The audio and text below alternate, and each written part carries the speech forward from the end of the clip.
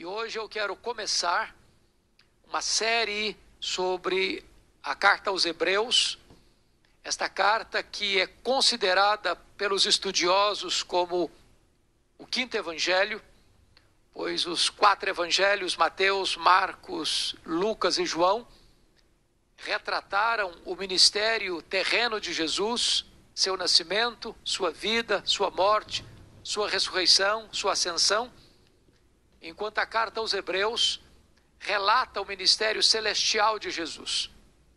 Ele foi assunto aos céus, ele está sentado no trono, ele exerce o papel de sumo sacerdote, de advogado, de intercessor, e ele hoje pode socorrer-nos por causa deste ministério que exerce até que volte gloriosamente para buscar a sua igreja. A carta aos Hebreus tem como grande lema retratar Jesus Cristo, a centralidade da pessoa de Cristo. E ele é melhor do que os profetas, do que os anjos, do que Moisés, do que Arão, do que Josué. O sacrifício que ele realizou é superior ao sacrifício da antiga aliança. A nova aliança inaugurada no seu sangue é superior à velha aliança. E o santuário onde ele está ministrando, intercedendo por nós, é superior ao santuário terreno. E, portanto, Hebreus trata da glória de Cristo, a superioridade de Cristo. É importante destacar que esta carta foi escrita para mostrar aos crentes judeus, aos judeus convertidos a Cristo, que em virtude da perseguição daquele primeiro século, estavam de malas prontas para voltar para o judaísmo. E o autor aos Hebreus então diz para esta geração, tentada a voltar para o judaísmo para se livrar do sofrimento e da perseguição, que retornar para o judaísmo depois de ter encontrado a Cristo era um caminho de apostasia, era um caminho de morte, porque Cristo é melhor. Então hoje eu quero, na primeira aula, na primeira lição desta carta, lidar com você sobre os 3 primeiros versículos do capítulo 1. E eu vou ler esse texto. Havendo Deus outrora falado, muitas vezes, de muitas maneiras, aos pais, pelos profetas, nestes últimos dias nos falou pelo Filho, a quem constituiu herdeiro de todas as coisas, pelo qual também fez o universo. Ele que é o resplendor da glória e a exata expressão do seu ser. Ele diz, sustentando todas as coisas pela palavra do seu poder, depois de ter feito a purificação dos pecados, assentou-se à direita da majestade nas alturas. Bom, a primeira coisa que é importante aqui descrever é que Deus se revelou. Deus falou. E a revelação de Deus vem a nós de 4 maneiras. A primeira revelação de Deus é o que nós chamamos da revelação natural. E o Salmo 19 retrata para nós esta revelação natural. Os céus proclamam a glória de Deus e o firmamento anuncia as obras das suas mãos. Este universo tão vasto, este universo que desafia ainda hoje a ciência, tem com diáfana clareza as digitais do Criador. Você pode ver Deus na grandeza do cosmos, nos mundos estelares, nos astros, nos mares, nos rios, nas fontes, na terra, nos animais, nas aves, nos homens. Você pode ver Deus na face de uma criança, na beleza de uma flor, na gota de um orvalho. Você pode ver Deus no estrondo de um trovão, na faísca de um relâmpago. Você pode ver Deus na criação. A segunda revelação é aquela que Deus colocou dentro do homem, sua obra-prima, que chamamos da lei moral, desse tribunal interior que temos dentro de nós, que nós distinguimos entre o certo e o errado. Esta revelação de Deus é tão bonita e tão extraordinária que Immanuel Kant, eminente filósofo alemão, chegou a dizer: duas coisas me encantam, o céu estrelado acima de mim e a lei moral dentro de mim. Paulo trata desse tribunal moral dentro de nós na carta aos Romanos, capítulo 2. E precisamos entender isso. Embora essa revelação é real, ela não é suficiente para nos dar um relacionamento pessoal com Deus. Até porque o homem, pela sua desobediência e rebelião, pode ir cauterizando a sua consciência. Mas há uma terceira revelação. E a palavra de Deus nós chamamos de revelação especial. E também lá no Salmo 19, Davi vai tratar desse assunto, quando ele trata da lei de Deus. E como essa lei de Deus é perfeita, e como essa lei de Deus restaura a alma, e como esta lei de Deus é melhor do que ouro e mais saborosa do que o mel. Então a palavra de Deus é a revelação de Deus. Esta palavra foi revelada aos profetas e comunicada aos nossos pais. É uma revelação progressiva. O Antigo Testamento, o Novo Testamento. E hoje, louvado seja Deus, nós temos a Bíblia completa. Como diz o Dr. Billy Graham, tem uma capa ulterior. Não tem novas revelações mais. Tudo o que você precisa saber acerca de Deus, acerca da vida, acerca da salvação, você tem na Escritura. A Bíblia não apenas contém, a Bíblia é a palavra de Deus. Inerrante, infalível, suficiente, inspirada. Ela não precisa de atualização. Ela não fica arcaica, obsoleta, desatualizada. Ela é eterna. Ela não passa. E mais, não é a Bíblia valorizada ou recomendada ou aprovada pelo escrutínio da cultura. Não é a cultura que diz que a Bíblia é relevante ou atual ou oportuna. Não, absolutamente não. É a Bíblia que julga a cultura. A Bíblia é atemporal. Ela não é nova nem antiga, ela é eterna. Por isso, esta é a revelação especial de Deus. Mas a quarta revelação de Deus é a revelação especialíssima de Deus. É Jesus Cristo, nosso Senhor. Ele é o Verbo que se fez carne. Ele veio nos mostrar Deus. Quem é Deus? E a revelação foi progressiva até Jesus, mas não há progressão além de Jesus.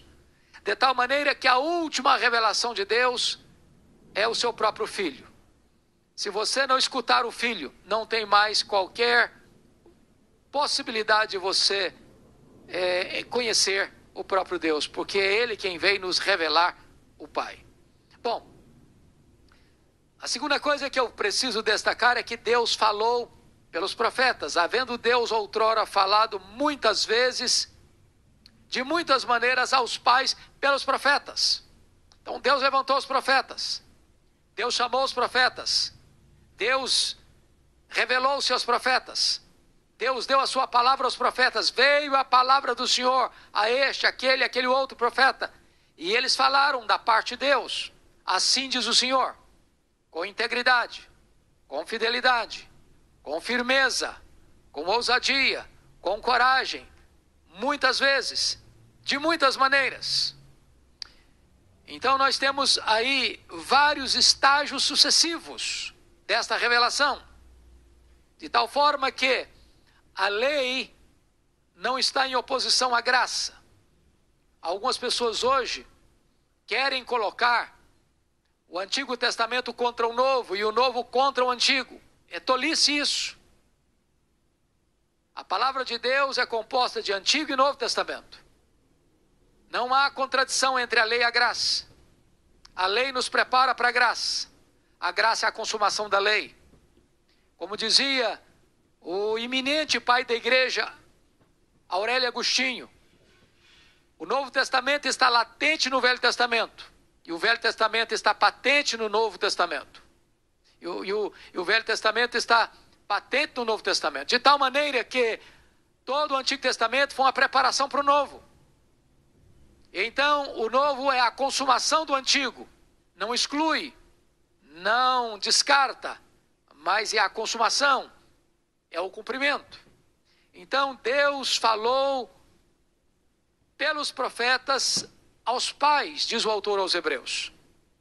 Mas, em terceiro lugar, olha comigo, versículo 2, nestes últimos dias nos falou pelo Filho. Então, o Filho é a última revelação de Deus ao seu povo. A história da revelação divina é uma história de progressão até Cristo, mas não há progresso além de Cristo.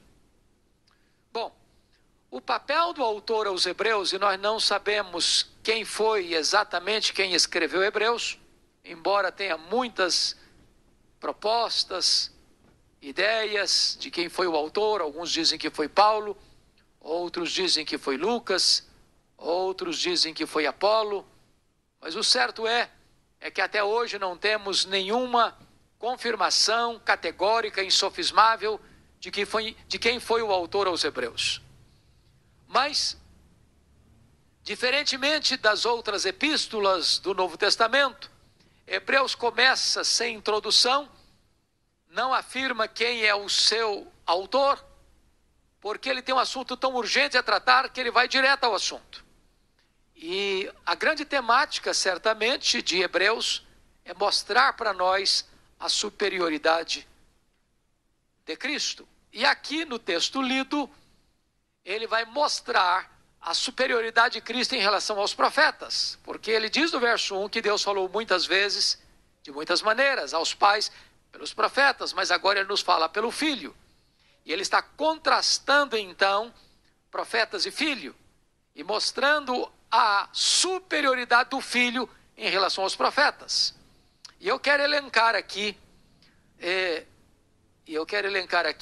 9 razões pelas quais o Filho é superior aos profetas. Primeiro, o Filho é superior aos profetas porque Jesus é a última e final voz profética de Deus aos homens. Nesses últimos dias nos falou pelo Filho. Chegou ao clímax, ao acme, ao apogeu, ao pináculo da revelação. Não tem como mais avançar. Não tem novas revelações. Deus chegou ao máximo apresentando o seu Filho. É por isso que Jesus diz: quem me vê a mim, vê o Pai, porque eu e o Pai somos um. Então Jesus é a suprema voz profética de Deus aos homens. Segundo lugar, Jesus é o incomparável Filho de Deus. Olhe você comigo, nos últimos dias nos falou pelo Filho. Filho aqui está em maiúsculo. Porque embora você e eu, que cremos em Jesus, recebemos o poder de sermos feitos filhos de Deus, conforme João 1,12, Jesus é filho de Deus num sentido que nem você nem eu somos filhos de Deus. Nós somos filhos de Deus, adotados na família de Deus. Mas Jesus é filho de Deus, sendo ele da mesma essência, da mesma natureza de Deus, coigual, coeterno e consubstancial com o Pai. Jesus é filho de Deus, tendo ele os mesmos atributos de Deus. E mais, Jesus é o Filho de Deus, tendo ele o mesmo poder de realizar as mesmas obras de Deus. Nesse sentido, só ele é Filho de Deus. Ele é divino, ele é eterno, ele é autoexistente, ele é imenso, infinito, eterno, imutável. Ele é onipotente, onipresente, onisciente. Ele é transcendente e soberano. Ele é o Filho de Deus, não um Filho de Deus. Ele é único, indisputável, singular, incomum, absoluto. Mas em terceiro lugar, Jesus é superior aos profetas porque ele é constituído por Deus como herdeiro de todas as coisas, diz o verso 2, a quem constituiu herdeiro de todas as coisas. É claro que isso está se referindo à obra da redenção, porque antes que houvesse mundo, Jesus já tinha glória eterna com o Pai. Ele já era, antes do começo, do início, Deus, com todos os privilégios e prerrogativas da sua divindade. É por isso que João abre o seu evangelho dizendo, no princípio era o verbo, e o verbo estava com Deus, e o verbo era Deus. Então, antes que houvesse mundo, Jesus, pré-encarnado, já desfrutava de toda a glória do Pai. Era um com o Pai. Procedeu eternamente do Pai. Desta maneira, ele aqui é constituído herdeiro de todas as coisas, no sentido da sua obra redentiva, na cruz do Calvário.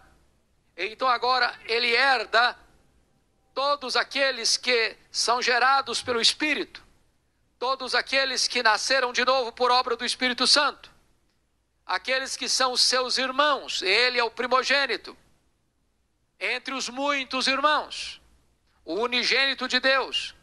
Veio para que, por meio da sua morte, da sua ressurreição, da sua obra redentora, muitos outros filhos de Deus fossem gerados, fossem adotados e fizessem parte da família de Deus.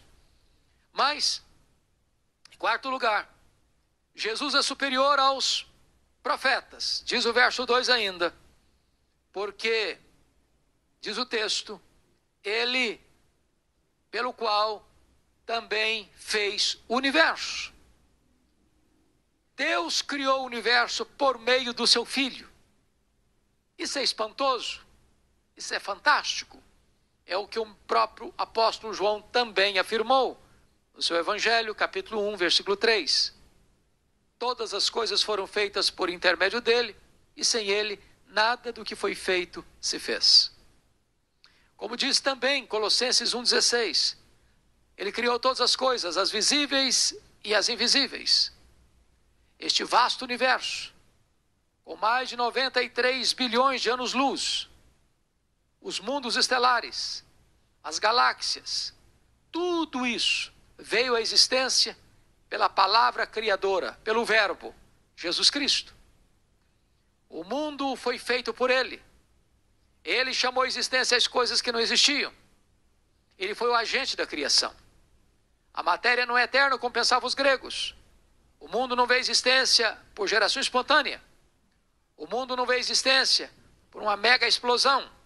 O mundo não veio à existência por uma evolução de milhões e milhões de anos. O mundo foi criado, e criado pelo nosso glorioso Redentor, Jesus Cristo, Filho de Deus. É maravilhoso você entender isso. Este mundo foi criado, porque eterno só Deus o é. E Jesus é o eterno Filho de Deus. Por isso ele é incomum, singular, incomparável. Nenhum profeta, nenhum apóstolo, nenhum homem, por mais rico, por mais poderoso, por mais culto, por mais abrangente que fosse o seu conhecimento, jamais pode ter esta prerrogativa de ser o Criador de todas as coisas. Esta é uma obra divina e, portanto, se Jesus é o Criador, ele é Deus, porque só Deus pode trazer à existência as coisas que não existiam. Mas, em quinto lugar, Jesus é superior aos profetas porque ele é o resplendor da glória. Diz aí o versículo 3, ele que é o resplendor da glória. Esta é a expressão belíssima, porque glória não é um atributo de Deus, como é, por exemplo, a santidade, a justiça, a misericórdia, ou mesmo os atributos incomunicáveis de Deus, como é a autoexistência, imensidão, infinitude, imutabilidade, eternidade, onipotência, onipresença, onisciência e transcendência. A glória é um termo teológico que representa todos os atributos de Deus no seu resplendor máximo. Então, é a manifestação de Deus. A glória de Deus é a manifestação plena de Deus. Jesus Cristo é a exata expressão do ser de Deus, porque Ele é o resplendor da glória. Ele é esta própria lâmpada que reflete a glória de Deus. É dele que irradia a glória de Deus. Você quer conhecer quão grande Deus é? Olhe para Ele. Você quer saber quão santo Deus é? Olhe para Ele. Você quer saber quão amoroso Deus é? Olhe para Ele. Você quer saber quão justo Deus é? Olha para Ele. Ele reflete Deus. Ele resplandece Deus. Ele apresenta Deus. Ele veio para nos mostrar o Pai. E Ele é o resplendor da glória. Mas diz ainda, em sexto lugar, que Ele é superior aos profetas porque Ele é a exata expressão do ser de Deus. Os profetas podiam dizer, olha para Ele, e aponta para Deus. Apresentavam Deus, anunciavam Deus, proclamavam Deus. Mas Jesus disse, olha para mim e vejam Deus. A palavra aqui, no grego, para a expressão exata, é a palavra caráter no grego. E esta palavra era usada para as moedas que circulavam na época do autor, aos hebreus, com a efígie, com a imagem do imperador, mostrando a reprodução precisa do original. Então, Jesus é a exata expressão do ser de Deus. Ele não é uma cópia adulterada. Ele não é uma xerox. Ele é a exata expressão do ser de Deus. Ele diz, quem me vê a mim, vê o Pai.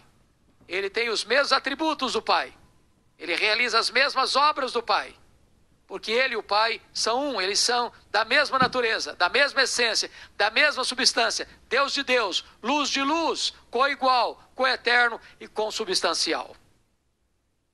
Mas em sétimo lugar, Jesus é superior aos profetas, porque o verso 3 diz assim ainda, sustentando todas as coisas pela palavra do seu poder. Em outras palavras, Jesus não é apenas o Criador, Ele é também o sustentador. Ele não é apenas Criador, Ele é também o Deus da providência. Contrariando o que ensina o deísmo, que Deus criou como que um relojoeiro, e deu corda, e deixou o universo sozinho, trabalhando por si mesmo. Esse texto nos ensina que Deus não é apenas o Deus transcendente, Ele é também o Deus imanente. Ele não apenas criou, Ele também sustenta. Ele não apenas está longe, nem os céus dos céus pode contê-lo, habitando em luz inacessível, mas é também o Deus presente, o Deus Emanuel, o Deus conosco. Deus que está perto de você, Deus que segura você nos seus braços, o Deus que ouve as suas orações, o Deus que terapeutiza a sua dor, o Deus que cura as suas enfermidades, o Deus que quebra as suas algemas, o Deus que traz bálsamo sobre a sua alma, o Deus que refrigera o seu coração. Ele é este Deus que sustenta o universo. Do contrário, esse universo se desintegraria.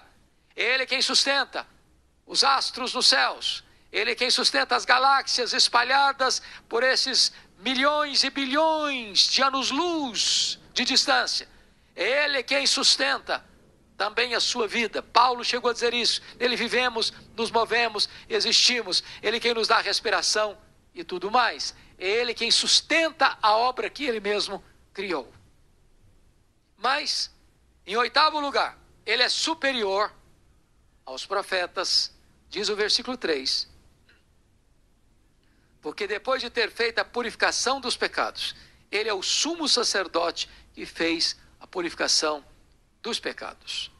Os homens pecadores, lá na antiga aliança, precisavam recorrer a um sacerdote, para que esse sacerdote o representasse e levasse diante do altar um sacrifício cruento, para que aquilo como antítipo ou tipo, melhor dizendo, pudesse apontar para Jesus, o Cordeiro de Deus que tira o pecado do mundo. Mas Jesus Cristo não foi um sacerdote comum, ele foi o sumo sacerdote. Ele não entrou no Santo dos Santos com sangue alheio, ele entrou e subiu na cruz do Calvário, com o seu próprio sangue, como sacerdote perfeito, com um sacrifício perfeito. Ele fez para sempre expiação pelos nossos pecados. Ele morreu pelos nossos pecados. O sacerdote, que era imperfeito, apresentava um sacrifício imperfeito. Mas Jesus, o sacerdote perfeito, apresentou o sacrifício perfeito, completamente cabal e eficaz. E é por meio do seu sangue que nós temos a remissão dos pecados. É o seu sangue que nos lava de todo o pecado. Então, nenhum homem, nenhum profeta, nenhum sacerdote podia fazer isso. Ele, Jesus, o sacerdote perfeito, ofereceu um sacrifício perfeito, por isso completamente eficaz, para nos perdoar, para nos limpar, para nos lavar. É o sangue de Jesus que nos purifica de todo o pecado. E eu termino aqui, mostrando para você, em nono e último lugar, por que Jesus é superior aos profetas. E o verso 3 conclui assim: e depois de ter feito a purificação dos pecados, assentou-se à direita da majestade nas alturas. Ele é superior aos profetas, porque ele é o rei dos reis que foi exaltado sobremaneira, acima de todo principado e potestade, acima de todo nome, para que ao nome de Jesus se dobre todo o joelho, nos céus, na terra e debaixo da terra, e toda língua confesse que Jesus Cristo é Senhor, para a glória de Deus Pai. Ele é o Rei dos Reis, Ele é o Senhor dos Senhores, Ele é o soberano do universo, Ele está assentado no trono, Ele tem o livro da história em suas mãos, Ele venceu para abrir o livro e desatar os seus selos, Ele governa, Ele reina, Ele depõe reis e levanta reis, Ele abate reinos e levanta reinos, Ele dá a vida e tira a vida, Ele tem as rédeas da história em suas mãos, Ele é soberano, Ele está exaltado pelo próprio Deus Pai, e Ele há de vir para buscar a sua igreja, para reinar com ela para sempre e sempre e sempre. Então o autor aos Hebreus abre a sua carta, revelando para nós a superioridade de Jesus inicialmente, em relação aos profetas. Na próxima aula, se Deus permitir, nós trataremos do final do capítulo 1, mostrando como Jesus é superior aos próprios anjos. Então, que Deus abençoe sua vida, que Deus edifique o seu coração, que Deus alegre a sua alma e que você possa conhecer esse Jesus, amar esse Jesus, render-se a esse Jesus e viver para a glória de Jesus. Deus abençoe profundamente o seu coração.